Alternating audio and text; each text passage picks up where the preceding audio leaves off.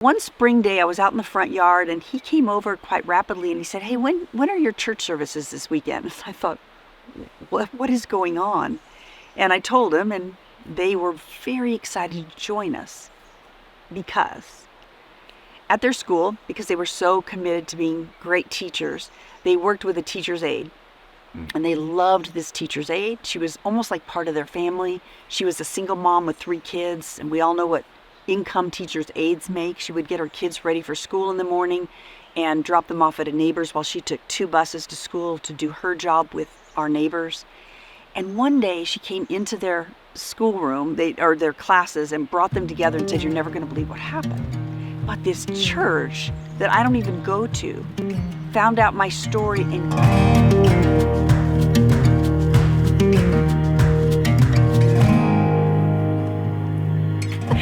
We're getting ready to shoot this, and Nancy just sit over here. Let's get her done.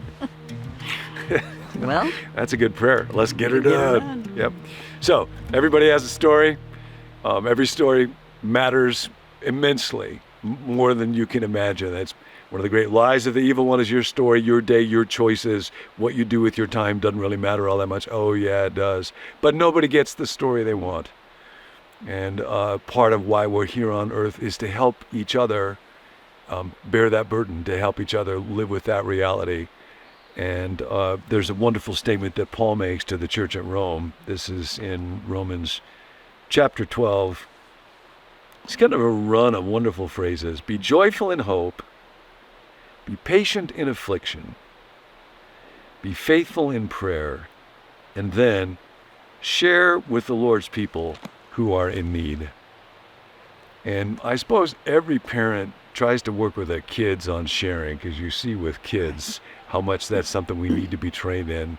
But on autopilot, I don't tend to run that way. One of the things that really has always drawn me to you is you have a gift of generosity that is just kind of an internal switch.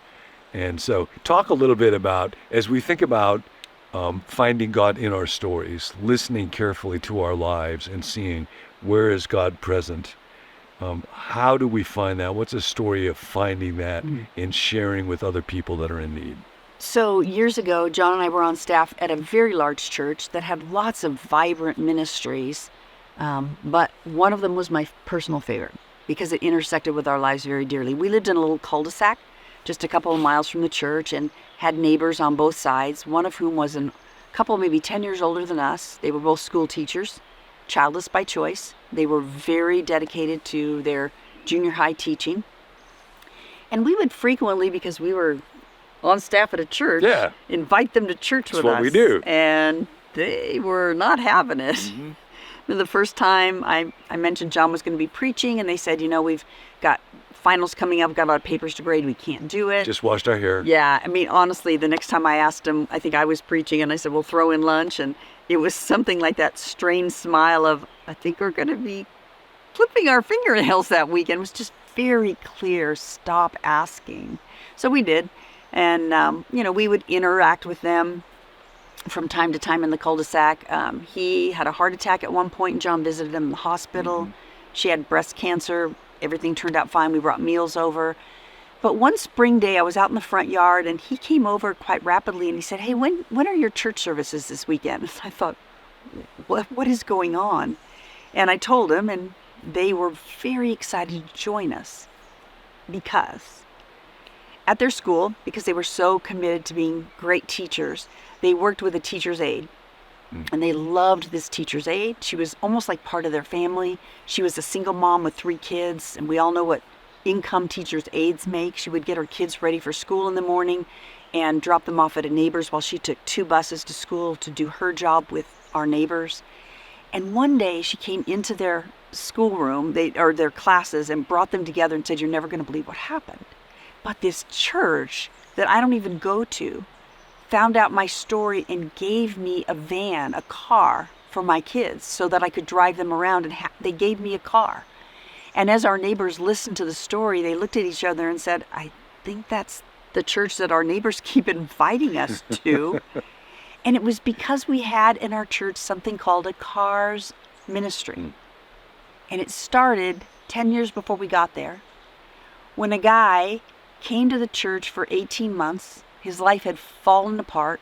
His wife had left him with their kids. He had lost his job. He was addicted to alcohol and drugs. And he came to church because he was at the end of his rope, which is where Dallas says is God's address. And he started coming to church. And after 18 months, he put his faith in Jesus, and he cornered our senior pastor and said, "Hey, I just found Christ in this church. I'm so full. I want to give back. He's changed my life, and I can't preach, I can't sing. I'm a mechanic." And he said to our senior pastor, "I notice in the parking lot that there are a lot of people that go to your church that are rich people because they drive really nice cars, but there's also a lot of poor people. And I notice because of the kind of cars they drive. And 8 out of the 10 people that get out of these poor cars are single moms. Every once in a while, the car is in such bad shape, I'll go under and look at the engine while they're in the church, and the senior pastor's like, oh my gosh, this is not going to end well." And then he said this, very simply, because in his naivete, he didn't know. He just said, "Hey, next time you get up to preach, why don't you tell the rich people that when they are ready to get a new car, they don't need the resale value. Donate the car to the church. I'll take it to auction.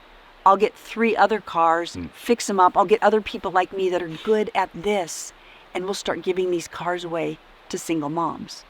Our small group services found out about it. A bunch of the small groups said, "We'll throw in gift certificates for gas cards and car washes and fast food places." And I think when we left, the Cars Ministry had given away over 200 cars to single moms that intersected our neighbors who weren't responding to our invitation as pastors to come to church. But when somebody that they loved got a car, they started coming. They became Christ followers. I remember the first time I was up on the platform and they were ushers passing the offering plates. And you just never know how a story like that, this man who was desperate, found Christ and then just said, "I'm so full, I have to pour out." Yeah, no, and I love that word fullness. And when Paul writes, one of his favorite words, it will get translated like abundance or increase or fullness. And so much of that is, do I live with a mindset of scarcity? Man, I don't think there's going to be enough. I told Me Nance, first. I was talking with my friend Mike last week, and he was just saying he's involved in really, really good stuff with his life, but it's like he's just not living in financial anxiety, and he's not like a wealthy guy, but it's just this real clear sense of God has given me so much, and I'm not worried about the future, so what I can give is what really motivates me.